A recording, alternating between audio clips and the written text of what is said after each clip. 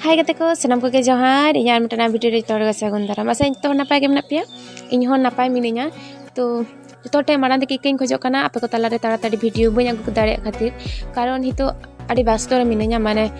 ᱡᱮᱦᱮᱛᱩ ᱯᱚᱨᱚᱵ ᱥᱮᱴᱮᱨᱚᱜ ᱠᱟᱱᱟ ᱦᱚᱛᱮᱛᱮ ᱱᱚᱣᱟ ᱥᱟᱯᱷᱟ ᱥᱟᱯᱷᱤ ᱦᱚᱸ ᱦᱩᱭᱩᱜ ᱠᱟᱱᱟ ᱟᱨ ᱤᱧᱟᱹᱜ ᱮᱠᱡᱟᱢ ᱦᱚᱸ ᱥᱮᱴᱮᱨᱚᱜ ᱠᱟᱱ ᱛᱤᱧᱟᱹ ᱥᱮᱢᱮᱥᱴᱟᱨ ᱮᱠᱡᱟᱢ ᱠᱚ ᱫᱤᱭᱮ ᱯᱚᱨ ᱟᱨ ᱢᱤᱫᱴᱟᱱ ᱱᱚᱱ ᱴᱤᱪᱤᱝ ᱚᱱᱠᱟ ᱯᱷᱨᱚᱢᱤᱧ ᱯᱷᱤᱞᱟᱯ ᱞᱮᱫᱟ ᱛᱚ ᱚᱱᱟ ᱨᱮᱱᱟᱜ ᱮᱠᱡᱟᱢ ᱦᱚᱸ ᱥᱮᱴᱮᱨᱚᱜ ᱠᱟᱱᱟ ᱛᱚ ᱚᱱᱟ ᱠᱚᱜᱮ ᱠᱟᱹᱴᱤᱡ ᱯᱟᱲᱦᱟᱣ ᱵᱟᱲᱟ ᱦᱩᱭᱩᱜ ᱠᱟᱱᱛᱮ ᱠᱟᱹᱴᱤᱡ ᱤᱧ ᱪᱮᱫ ᱠᱚ ᱞᱟᱹᱭᱟ ᱵᱮᱥᱛᱚ ᱜᱤᱭᱟᱹᱧ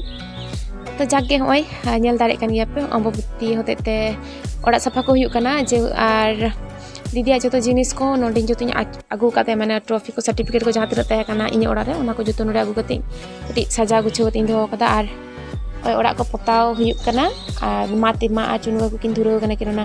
रंग दाकिन आरकी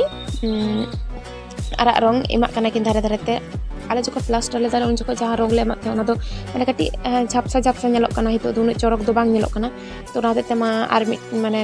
ओना चेतान रेगे आरो दोढ़ावाग कनाय और आड़ी दिन प्लास्टर हुई करते तो मैंने प्राय हुईना इन दो उन दो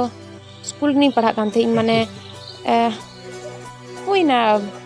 6-7 बछर गान उनका उन बांग रहो 4-5 बछर तो हुई कान गया तो जो तो जिनिस बागा हो बांग हुई कना पता बड़ा करते बागा हुई हाँ जो तो मुछाव बड़ा हुई नवा को कटे रोहड़ लेंगे रंग को ओत को होय तो नोडे द मारा आर कुटलू बाबू जो तक धुराव कना पता कुटलू दिन एने लगी आगू लेदे नोडे अम्बवती आले ठेन प्रोग्राम हुयुग लगी तो एने लगी आगू लेदे मेनखान दुर्भाग्यवशत पतार को कमी को लगाव कदे बाबू ती दन तम ओय ताई ती नेल दाड़े कान गया पे जे अवस्था ती रेना आय हो नील कदाई और एकदम रंग को तीरे एकदम जामार बाय लाठा देने के मारांग कथा तो चलो इᱧ ओड़ा इन उदुग पे कना चेक अवस्था कते मेना तिᱧा ओय तोरा माने चे बाजे अवस्था रे मेना ना को जतो गुछाव हुआ तो ओना को जतो उडुक हुआ बेडशीट को काचा हुआ और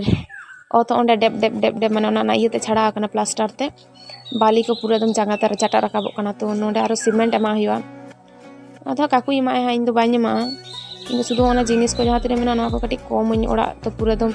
भर्ती चाबा कना ना को जहाँ को बांग व्यवहार ओना को तो गिडी का हुआ और जहाँ को व्यवहार ओना को तो बागा को दो का हुआ नोडे तो पे नेल दाड़े कान गया मेजेते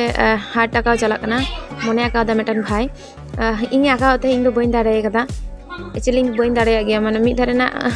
इन ठीक खान दो और मिद धारे ना दो बइन ठीक दाड़े तो ओना होते भाई आका मे हाँ उदू दे बारोन इन कना मितिन ना एदाई उन मनी आका और इन मे आज तो नेल तिना को पाचे हार मने को इन को बहुत तो ना इदिक नाले उदुक तिना दी तो जागे बइन आका दाड़े ओना होते के पारे इन मा चे को लिया इमा दुलुर ढंग बानु तिना दुलुर बई दुलुर दाड़े इमा तो खाली खपरिया मने हुई तिना उनका तोर से लगी खपरी गया तो ओना तिना मने तिना जे रिलेशन चला का उनी खपरिया तो ना को दो इंदरा से संभव बांग करना रिलेशन रे चला को और नवा आका मतो बांग कान गे नोडा पेनल दाड़ी कान किन गया कुटलू और उनी भाई जो उनकिन की कलर दाकिन शुद्ध और भाई तो जे बुझ किदिया जे वीडियो इन करा बहुत जल्दी चेका तुंबुट के माने नोटा तो पहिलो बाहा लगा कदले तलाना बाहा तो जेहेतु दमे एक भागे तो बांग नेलो कना चेका जो नेलो कना ऑक्टोपास तो ठीक ठाक को नेलो कटे जुदी आंते नाते को मज गया उनको तो चेका जो नेलो कना माने दमे एक खास तो बा नेलो कना और ओय नोडे तो उनी भाई तो देखला ते रंग दाइना तो बाबू कुटली रंग गड़ो आइदा तो काइन छे जाके जहान दे नोटा बाहा हो ठीक है माने मज के नेलो कना दमे एक खराब तो बा नेलो कना और मेटन बाहा मेना ओय तोरा नो हो भागे के नेलो कना और इसनो दो चियाते